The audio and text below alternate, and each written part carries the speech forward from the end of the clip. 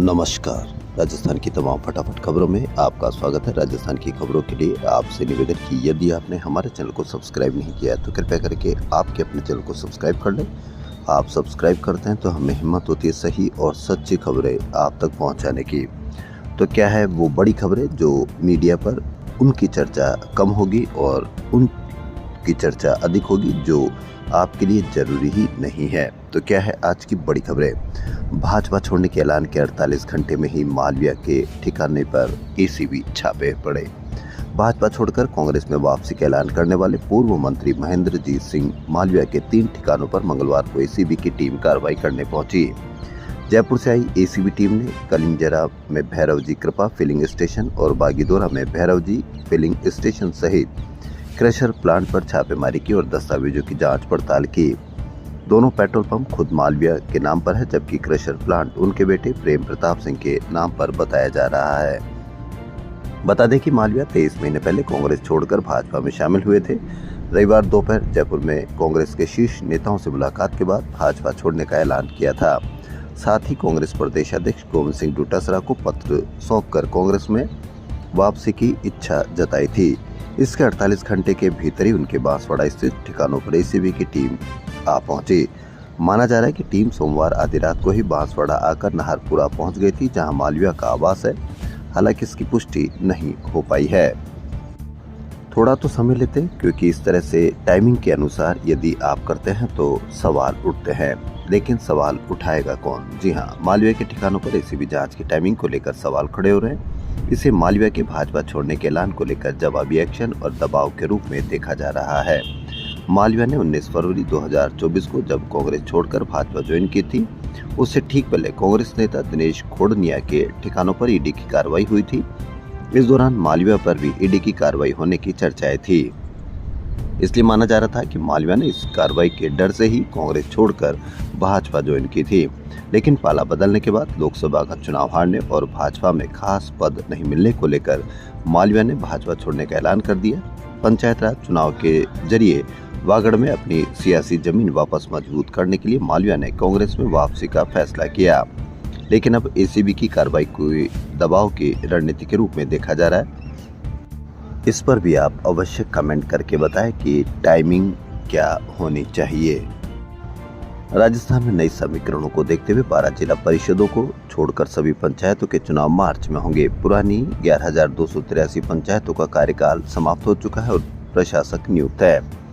दूसरी तरफ 113 पालिकाओं और निगमों में चुनाव पर हाईकोर्ट का स्टे है। इनको छोड़कर बाकी 196 के चुनाव अप्रैल में होंगे। राज्य निर्वाचन आयोग की तैयारी पूरी है। इसमें ओबीसी आयोग की रिपोर्ट महत्वपूर्ण है। आयोग की रिपोर्ट दिसंबर तक आनी थी, जिसे अब 31 जनवरी से पहले देने को कहा गया है। इस बीच सरकार ने ओबीसी आयोग का कार्यकाल दूसरी बार बढ़ा दिया है। राजस्थान में संभवतः पहली बार ऐसा होगा जब 2026 में पंचायत चुनाव, विधानसभा सत्र, संसद सत्र साथ साथ चलेंगे। 28 जनवरी से बजट सत्र होगा, जो संभवतः मार्च तक चल सकता है। संसद सत्र भी इसी दौरान चलेगा, जिसका 2 अप्रैल तक के लिए कार्रवाई तय हो चुकी है। राजस्थान राज्य कर्मचारी चयन बोर्ड ने इस साल की पहली बड़ी भर्ती का नोटिफिकेशन जारी किया है। 10,644 पदों पर लिपिक ग्रेड सेकंड कनिष्ठ सहायक भर्ती की प्रक्रिया प्रारंभ कर दी है। ऑनलाइन आवेदन 15 जनवरी से शुरू होंगे। अंतिम तिथि 13 फरवरी है। इसमें सीईटी सीनियर सेकेंडरी 2024 की पात्रता रखने वाले अभ्यर्थी शामिल हो सकते हैं। जो 9 लाख अभ्यर्थी हैं, इनकी पात्रता 16 फरवरी तक ही वैध रहेगी। इसके बाद पात्रता खत्म हो जाएगी। ऐसे में माना जा रहा है कि इस भर्ती में अभ्यर्थियों की संख्या लाखों में होगी। परीक्षा 5 और 6 जुलाई को आयोजित की जा सकती है। लाखों में होगी यानी 10,000 के लिए लाखों बेरोजगार। आपको इस पर कहां पर भी कोई चर्चा देखने को मिलती है, क्योंकि आप लोगों को मीडिया बताता है कि बांग्लादेश में आप कितना असुरक्षित हैं। इसलिए बांग्लादेश की खबर से आपके खून में उबाल आता रहे, लेकिन आपका बच्चा बेरोजगार है, इसका कहीं पर भी उबाल नहीं आएगा, क्योंकि आपके मन में इससे सवाल पैदा होंगे और सवाल पैदा हो यही मीडिया चाहता नहीं है।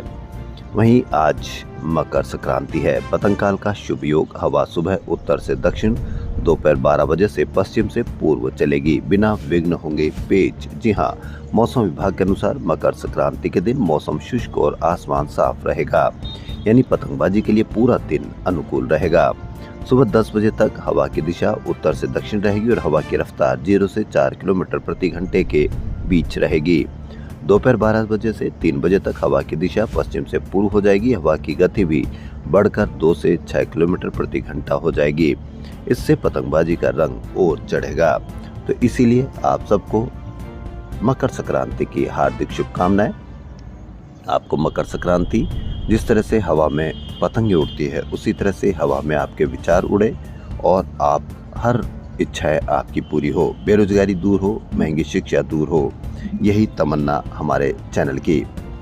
यदि मकर संक्रांति पर पतंगबाजी हो और होने वाले हादसों को देखते हुए चिकित्सा विभाग ने अलर्ट जारी किया है। एसएमएस के ट्रॉमा सेंटर सहित जेकेलोन, गणगौरी, कावटिया, जयपुरिया और अन्य अस्पतालों में राउंड द क्लॉक डॉक्टर्स की ड्यूटी लगाई गई है। हॉस्पिटलों में विशेष इंतजाम। इमरजेंसी में 108 नंबर पर कॉल करें। रियाबड़ी में पिछले 8 दिनों से जारी धरने के बावजूद मांगे नहीं मानने के बाद मंगलवार को नागौर सांसद हनुमान बेनीवाल ने समर्थकों के साथ जयपुर कूच कर दिया।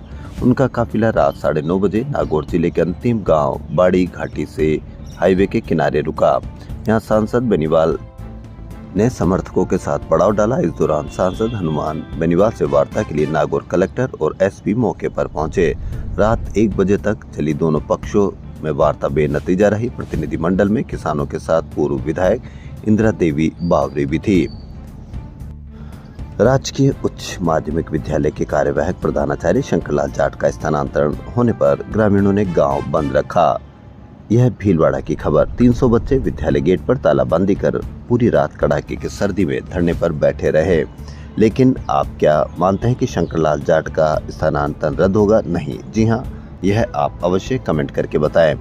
ग्रामीणों ने बताया कि प्रधानाचार्य शंकरलाल के समय विद्यालय का रिजल्ट बहुत अच्छा रहा। शंकरलाल ने 5 बच्चों को 90% से ज्यादा नंबर आने पर खुद के खर्चे पर प्लेन में घुमाया था। पहले विद्यालय की छत टपकती थी जिससे बरसात में 5-7 दिन तक छुट्टी करनी पड़ती थी। प्रधानाचार्य ने इसे ठीक करवाया। पीटीआई नहीं होने के बावजूद बच्चे नेशनल और राज्य स्तर पर चयनित हो चुके हैं। एक कमरे में लाइब्रेरी भी बनवाई है। उनको इनाम देने के बजाय उनका स्थानांतरण किया गया। विरोध में रात भर बच्चों का धरना प्रदर्शन, गांव बंद रहा। लेकिन आप इस पर अवश्य कमेंट करके बताएं कि क्या उनका स्थानांतरण रद्द होगा? उनको इनाम के बदले यह सजा दी गई है या इनाम के बदले क्या किया गया है? इस पर भी आप अवश्य कमेंट करके बताएं।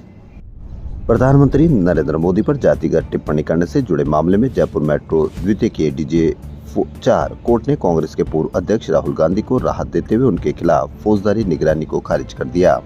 वहीं न्यायिक मजिस्ट्रेट कोर्ट के 6 मई 2025 के आदेश को पुष्ट करते हुए बरकरार रखा है। कोर्ट ने यह आदेश विजय कलंदर की निगरानी पर दिया है। कोर्ट ने कहा कि परिवादी के बयानों व अन्य साक्ष्यों से यह स्पष्ट है कि यह निगरानी खारिज किए जाने योग्य है। मकर संक्रांति पर शहरवासी पतंगों की डोर थामे आसमान में खुशियां उड़ाएंगे। जल महल की पहल पर राजस्थान पर्यटन विभाग की ओर से सुबह 11 से दोपहर 2 बजे तक सांस्कृतिक कार्यक्रम होंगे।